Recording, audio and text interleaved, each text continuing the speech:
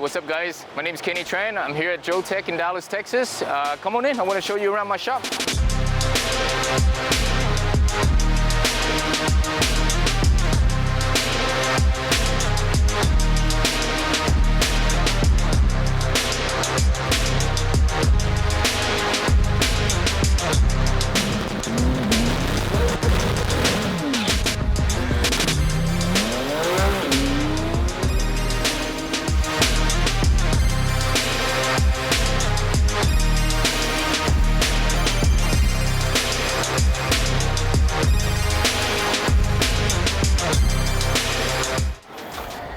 Yeah, so here we are. Man, this is pretty much our home away from the track.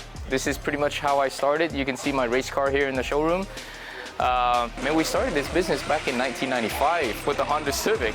So this is my second race car, and this is my favorite one because, you know, I won some championship with it, and it's a bunch of trophies, and I had a really good time with it because it doesn't break as much. So yeah, learning from experience, right? So you're probably the longest serving import performance shop in the country nearly, right? Who's been open longer than you and still open? I can't think of anybody. Yeah, there's a few, but man, it's been a while. From the big names, I can't think of anyone that was like that was doing this in the 90s but still has a shop that's open. Maybe in the early 2000s, you know, there's Powerhouse, you know, guys in the Supras. Yeah, some of those guys, but from 90s, he's crazy. Yeah, a lot of the California shop, they're no longer there because of the emission laws, but here we are, still around, man. I'm just looking at the setup on this car and thinking, yeah, there's some stuff that we would not do it the same today. Yeah, this one, we literally broke our backs trying to get this car to run. We had like 6 months to build it. Yeah, but it did good. It did really good. It did really well. Yeah. And there's a lot of trophies for it. So. Yeah, this is my favorite one right here. See that?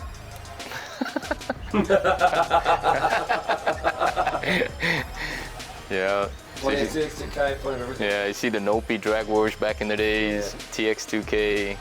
We got Battle, you remember Battle the Imports, Frank Troy? Remember all that. Yeah. And then good old Wally. This 2006 is when I debuted this car. Yeah. I started with a Honda Civic, and the Honda Civic, you see it in the back. I mean, it's sitting underneath. Hondas. Yeah, EG hatch. Honda, GTR, Lambo. That's like the order now. That's the order now.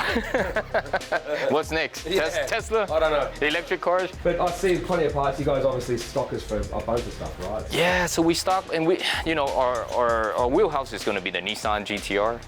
We got into that when it first came out, and then, you know, gradually progressed into, you know, McLaren, Porsche, Lambo, R8, and so forth, and it's just a natural progression. But even prior to that, it was just Hondas, Acuras, 350Z, 370Z, and twin turbo those, and it just naturally progressed. Yeah. But the Nissan product has always been one of our favorite because they have cool products, cool cars for us. So obviously there's some stuff that's branded with yours, or like how many things are external companies, how much is your own, how much is custom? What's the sort of ratio of everything? 90% of what we carry is other companies that we picked, that we like. We've been vendors with them for a long time. They make great products, you know, so we carry the one that we trust. Yeah, perfect. Because trying to develop parts and trying to build customer cars at the same time. Yeah, you only want to, you know, we got to stay in our lane, and our service and is what we're known for, installation and tuning. So we're not into manufacturing yet.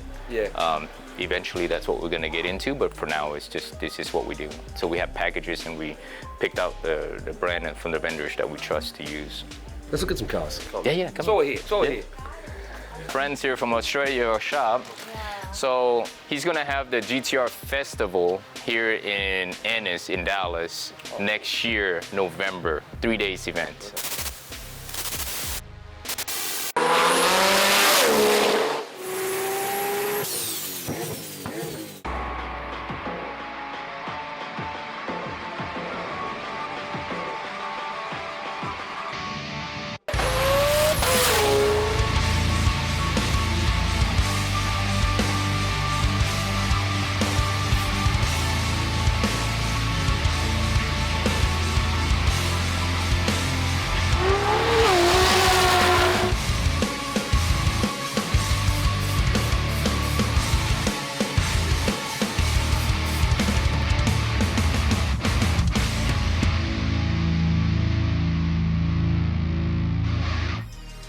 we're here to promote. And you know, obviously us, T1, a few other local shops is already on board as sponsor. I'm excited. So we just finished single turbo this one, wide body G. This one here behind us is R8, built motors going in, twin turbos from ETS. Got a twin turbo C8 back there. It's gonna be cool. It's gonna be this red Nissan 370Z Nismo here. So we're putting a fully built stroker 4.1 liter GTR engine into that car. And two-wheel drive? And two-wheel drive, manual gearbox, shooting for 1500 wheel. This is gonna be the most unusable power car. 90% of the time it's gonna just light up the tires when you get on it. 90%? 90%, yeah. 95, 99%. So look, so we got the Nismo carbon fiber brakes on there, custom wheels. Those wheels are awesome. What are they? That one is the AL13 custom. So we'll be done with this project probably in 10 years, no? I would say a year or so. Yeah, this one's twin turbo, built motor as of last month. HP tuners already have it. Done. Yeah. For a long time they had to like piggyback it and go around it. Yeah, that's how we started, piggyback. Precision 64. Kid put a 10-point cage in my car just like a few months ago, and since it's hidden, like it's a ghost-looking thing where you can't see it, he made a mini version so people know like what it looks like in there, because you can't see it. It's hidden like in the panels. I don't have a single car here that's all motor. No, it says not a single naturally aspirated car here. You need all the boost anyway. Yeah, that's right. Where's the Honda, you know? Yep, Type R. So this one's on Motec. Yep. Just waiting for tune. Run us through the R35s in the shop. There's two with a chute. There's the one out the front. So let's get an idea of the 35 family that races. So this one we're building for a client. He's from Hawaii, so we're keeping the car here until TX2K. Yep. So this one is 1800 horsepower. Okay, so it's entry level. Entry level. Yeah. So right now it's like if it doesn't start with a 2, you're basically full bolt on, right? Right. Yeah. So the 1000 with a comma doesn't even mean anything. I think I've driven like the quickest street 35s in Australia. And I think like 1650 wheel, like so, whatever that works out to, hub or a dyno jet or whatever, I don't know, but like all 180 mile an hour, 181 essentially cars. I've driven those, and the idea of making 2000 is just, yeah.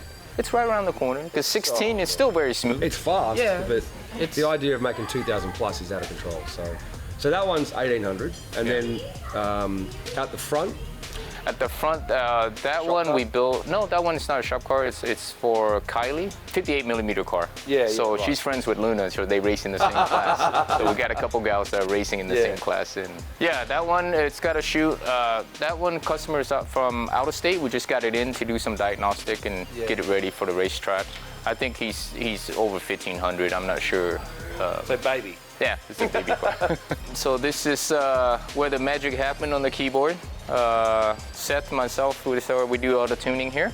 And these are cars that are down. Either they're waiting for the motor to get built or transmission or something has been out of the car. So this is what we call the graveyard. So we can expect, obviously we'll be back at TX2K. We're going to see you race there. And then obviously from there, I don't think I can ask how many R35s and V10s you'll bring to GDR Festival, because there'll probably be more built between now and then, right? We're planning to bring at least 30. All right, you heard it right here. You heard it right here. You want to race some Australians or what? Oh yeah. Oh, good. Oh yeah. Good. Oh yeah. What about you and me? You got a car for my car to race against or what?